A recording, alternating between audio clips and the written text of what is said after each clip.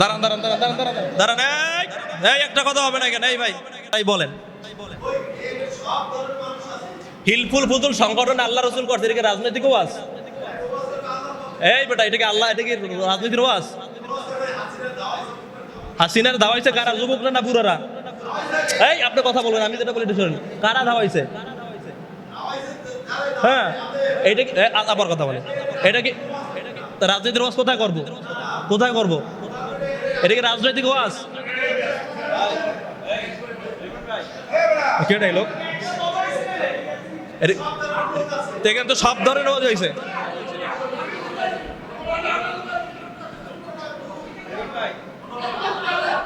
আমরা যারা বুড়ো আছি তারা কি জান্নাতে যাব? আল্লাহ রাসূল বললেন যে না, বুড়ারা জান্নাতে যাবে না। সুবহানাল্লাহ কয় না? বুড়া কান্নাকাটি শুরু করছে। বুড়া হইলাম, নামাজ পড়লাম, দাড়ি পাকলো, জান্নাতে যাবো না, নামাজ কালাম পরে লাভটা কি? এ কান্নাকাটি শুরু করছে। আল্লাহ রাসূল বলেন, বুড়া তুমি কান্না করো না, কারণ জান্নাতে তুমি যখন যাবা তখন তুমি বুড়া থাকবা না, তুমি টকবগে যুবক থাকবা। সুবহানাল্লাহ কয় না? যুবকের দাম দিছে কে? আল্লাহ এবং তার রাসূল যুবকের দাম দিয়েছে। এই যুদ্ধ বিগ্রহ করার জন্য, আন্দোলন করার জন্য বুড়া কোনো কামে লাগে না, লাগে কাগো? হাসিনারে দাওয়াইছে কি বুড়ারা না জুয়ানরা? কারা দাওয়াইছে? যুবকরা দাওয়াইছে না? প্রিয় ভাইয়ের আমার, তাহলে যুবকদের গুরুত্ব অনেক বেশি। তবে মুরব্বীরা, আপনাদের ভূমিকা ইসলামে আছে। আপনারা হচ্ছেন বটগাছ, আপনারা পরামর্শ দিবেন, বুদ্ধি দিবেন, টাকা পয়সা দিবেন, ওরা দৌড়ে কাজ করবে। ঠিক কিনা কন? আপনারা দেবেন অর্থনৈতিক সাপোর্ট আর বুদ্ধি পরামর্শ, আপনারা থাকবেন নেতা, এরা থাকবে কর্মী। ঠিক আছে? এই জন্য আল্লাহ রাসূল যুবকদেরকে নিয়ে যুবক বয়সে একটা সংগঠন করছিল। সেই সংগঠনটার নাম কি বলতো? আল্লাহ রাসূল যুবকদেরকে নিয়ে একটা সংগঠন করছিল। সেই সংগঠনটার নাম হচ্ছে হিলফুল ফুজুল। হিলফুল ফুজুল অর্থাৎ শান্তি সংঘ। সেই হিলফুল ফুজুলে 5 দফা কিংবা 6 দফা কর্মসূচি, 6টা কাজ আল্লাহ রাসূল নিয়ে মাঠে নেমেছিলেন। তার ভিতরে হচ্ছে অসহায়দেরকে সাহায্য করা, অসহায়দেরকে সাহায্য করা, আর সমাজের ভিতরে যারা জুলুম করে তাদেরকে প্রতিহত করা। এরকম 6টা বিষয় নিয়ে, কর্মসূচি নিয়ে আল্লাহ রাসূল যুবকদেরকে নিয়ে সংগঠন করেছিলেন। আল্লাহ রাসূল নিজেও তখন যুবক, আর করছিলেন যুবকদেরকে নিয়ে। এই জন্য যুবকদের ভূমিকা ইসলামে অনেক অনেক অনেক বেশি। এই জন্য তোমরা যারা যুবক আছো, ইসলামের পক্ষে থাকতে রাজি আছো? যুবকরা একটা তাকবীর দাও, বুড়োরা দিয়েন না। নারায়ে তাকবীর। 30 বছরের নিচে যারা আছেন তারা তাকবীর দেবেন। 30 বছরের নিচে নারায়ে তাকবীর। তোমরা থামো। 30 বছরের উপরে 100 বছর পর্যন্ত যারা আছেন একটা তাকবীর দান দিয়ে দিই। এরা দিচ্ছেন, আপনারা দিচ্ছেন। নারায়ে তাকবীর। কারা দিচ্ছে? আরে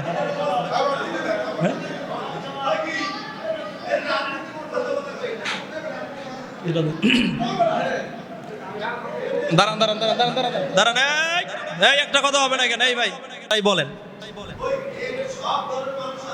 হিলফুল ফুতুল সংগঠন আল্লাহ রসুল করছে, এটা কি রাজনৈতিক ওয়াজ? এই বেটা, এটা কি আল্লাহ, এটা কি রাজনীতির ওয়াজ? হাসিনার ধাওয়াইছে কারা? যুবকরা না বুড়ারা?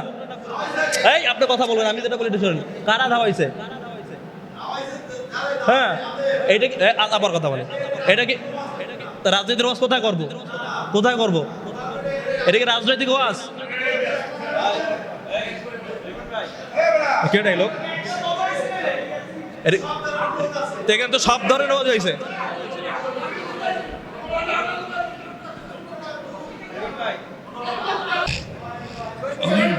প্রিয় ভাইরা আমার, আমি আলোচনা শোনেন শোনেন শোনেন শোনেন শোনেন শোনেন শোনেন শোনেন বসেন, রাগ হইয়েন না ভাই, বোঝে নাই, বসেন বসেন বসেন।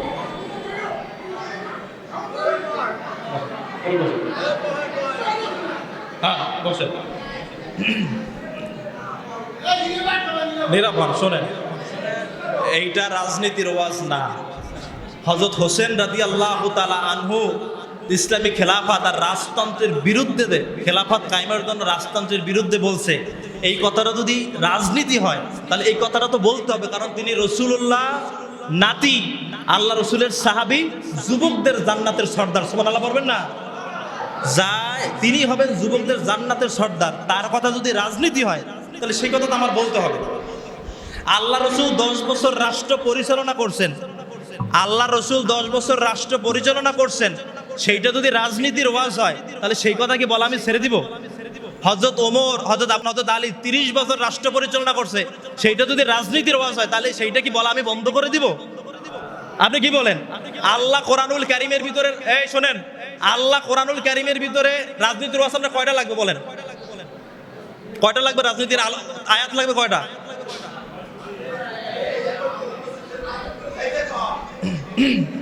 রাজনীতির আয়াত কার? রাজনীতির আয়াত আপনাদের, এই দাঁড়ান, শোনেন শোনেন শোনেন,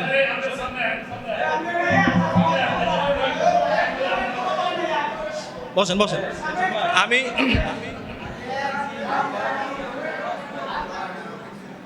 এই কথাটা, এই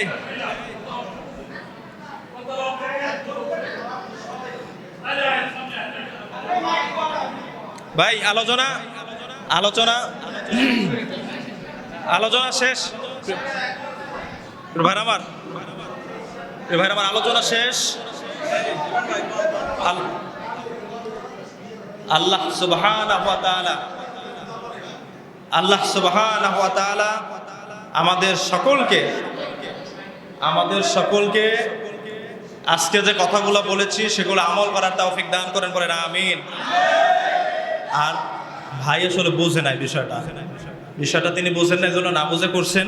আমরা কেউ ভাইয়ের প্রতি রাগ না, ভাইও রাগ করবেন না, রাগ না, বিষয়টা রাগ না। আমরা ইসলাম ব্যক্তিগত জীবনে যেভাবে মানতে হবে, পরিবার ইসলাম লাগবে না, আপনার সন্তান নামাজ পড়ে কিনা এটা জানতে হবে না, স্ত্রী নামাজ পড়ে কিনা, ছেলে সন্তান কোরআন শিক্ষা করে কিনা, এটা হচ্ছে পারিবারিক জীবন ইসলাম। আর ব্যক্তিগত জীবন ইসলাম হচ্ছে নিজে নামাজ পড়া, নিজে তাসবিহ তাহলিল পড়া, হালাল খাওয়া, হারাম থেকে বেঁচে থাকা। আর সামাজিক জীবন ইসলামটাকে আমি বলি, সামাজিক জীবন ইসলাম হচ্ছে এই সমাজে কোথাও ডেক্সেট বাজবে না, কোথাও জেনা চলবে না, কোথাও মানুষকে মারবে না অন্যায়ভাবে। এইটা হচ্ছে সামাজিক জীবন ইসলাম, এগুলো চলতে দেওয়া যাবে না। রাষ্ট্রীয় জীবন ইসলাম হচ্ছে রাষ্ট্র যে কাজগুলো আমাদেরকে বলছে, আল্লাযীনা ইম্মাক্কান্নাহুম ফিল আরদি আকামুস সালাতা ওয়া আতাউজ যাকাতা ওয়া আমারু বিল মা'রুফি ওয়া নাহাউ আনিল মুনকার। আল্লাহ বলছেন যে রাষ্ট্রীয়ভাবে তোমরা রাষ্ট্রীয় ইসলাম মানবা, নামাজ কায়েম করে, যাকাত প্রদান করে, সৎ কাজে আদেশ করে, অসৎ কাজে নিষেধ করে। এটা আল্লাহ বলছেন রাষ্ট্রীয়ভাবে। আবার আল্লাহ বলছেন কি, আলা লাহুল খলকু ওয়াল আমর, সৃষ্টি যার, আইন চলবে তার। আল্লাহ বলছেন ইন্না আনজালনা ইলাইকাল কিতাবা বিল হাক্কি লিতাহকুমা বাইনান নাস বিমা আরাকাল্লাহ। আল্লাহ বলছেন নবী, আপনার উপরে যে কোরআন নাজিল করছি এটা এই জন্য করছি যে এইটা দ্বারা আপনি বিচার ফয়সালা করবেন। এখন বিচার কি আইন ছাড়া করা যায় বলেন? যারা আইনের লোক তারাই বিচার করবে।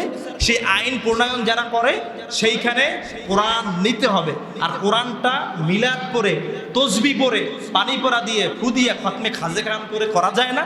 এটি রাজনীতি করেই করতে হয়, সেটা হবে ইসলামী রাজনীতি। কি রাজনীতি বলেন? যেটা নবীরা করছেন, যেটা সাহাবীরা করছেন। কেউ যদি রাজনীতিকে, ইসলামী রাজনীতিকে অস্বীকার করে, ওমাল্লাম ইয়াহকুম বিমা আনজালাল্লাহু ফাউলাইকা হুমুল কাফিরুন, ইসলামী আইনের বিরুদ্ধে যদি কেউ কথা বলে, সূরা মায়েদার 45-46 49 সম্ভবত 3টা আয়াত আল্লাহ বলছেন, যারা ইসলামী এই রাষ্ট্র ব্যবস্থা, ইসলামী আইনের বিরুদ্ধে যারা কথা বলবে, ফাউলাইকা হুমুল কাফিরুন, তারা কাফের, তারা জালেম, তারা ফাসিক। অতএব আমরা এই ধরনের কথা না বুঝে বলবো না। আমরা প্রচলিত কোনো রাজনৈতিক ওইগুলাও নাই, আর রাজনীতির মারামারি, হানাহানি, পিটাপিটিতেও নাই। কে কি করছে বিষয়টা এমন না, কিন্তু অন্যায়কে অন্যায় বলার সৎ সাহস আপনার থাকতে হবে। আফদালুল জিহাদে কালিমাতু হাক্কিন ইনদা সুলতানিন জায়ের। আল্লাহ রাসূলের হাদিস হচ্ছে, স্বৈরাচারী শাসকের কথা বলছে, সবচেয়ে উত্তম জিহাদ হচ্ছে স্বৈরাচারী শাসকের সামনে সত্যের স্লোগান দেওয়া, সত্যের কথা বলা। এখন শাসক করবে স্বৈরাচারী, সে আলেম মারবে, সে মানুষ মারবে, সে ছাত্র মারবে, হেলিকপ্টার দিয়ে মারবে, বিমান দিয়ে মারবে, পুলিশ দিয়ে মারবে, সেনাবাহিনী দিয়ে মারবে, তার বিরুদ্ধে আমি কথা বলবো না। আল্লাহর রাসূল বলছেন উত্তম জেহাদ হচ্ছে সেইটা, স্বৈরাচারী শাসকের সামনে সত্যের স্লোগান দেওয়া। আমি কই সত্যের স্লোগান দেই, আপনি বলেন রাজনীতি, তাহলে আল্লাহ রাসূল বলছে একটা, আপনি বলেন আরেকটা। এখন আমি আপনার কথা শুনবো নাকি আল্লাহ রাসূলের কথা শুনবো? এই জন্য এই কথাগুলো বললে কিন্তু কাফের হয়ে যাবে। আপনি চ্যালেঞ্জ দিলাম আমি, আপনি কোন আলেমদেরকে আনবেন? ওপেন চ্যালেঞ্জ, আলেমদেরকে আনেন। আমি যে কথা বলছি সেটা যদি কোরআন হাদিসের বিপক্ষে হয় তাহলে কথা বলা ছেড়ে দেব। আর যদি কোরআন হাদিসের পক্ষে ইসলামী রাজনীতি থাকে, আল্লাহ রাসূল রাজনীতি করেন, আর স্বৈরাচারী শাসকের বিরুদ্ধে সত্যের স্লোগান দেওয়া, আল্লাহ রাসূল এই হাদিস বলেন নাই? ওই যে হাদিস, ওই যে হাত দিয়ে বাধা দাও, মুখ দিয়ে বাধা দাও, এই হাদিসটা এবারে কি যে মান রা মিনকুম মুনকারান, যদি তোমরা কোনো অন্যায় দেখো তাহলে তার প্রতিবাদ করবে বিয়াদিহি, হাতের শক্তি থাকলে হাত দ্বারা, ফাইল্লাম ইয়াস্তাদিফা বিলিসানিহি, যদি হাতের শক্তি না থাকে, মুখের শক্তি থাকলে মুখ দিয়া। তাহলে অন্যায় আপনি করবেন আর অন্যায় বলা যাবে না। গম চুরি করবেন, ডাল চুরি করবেন, ছিনতাই করবেন, ডাকাতি করবেন, অন্য একজনের সন্তানকে গুলি করে মারবেন, সে কথা বলে রাজনীতি হবে, সে কথা বলা যাবে না। সেই রকম ভাই, বাংলাদেশে ভাড়াটিয়ে থাকি না, আপনারা রাজনীতি করবেন আর আমরা রাজনীতি করতে পারবো না। আওয়ামী লীগের আমলে আওয়ামী লীগ গেছে, কোনো বাপের বেটা যদি থাকে আইসা দেন আমার সাথে মোকাবেলা করে রাজনীতির ব্যাপারে। ওয়া আখিরু দাওয়ানা আলহামদুলিল্লাহি রাব্বিল আলামিন। আসসালামু আলাইকুম ওয়া রাহমাতুল্লাহ।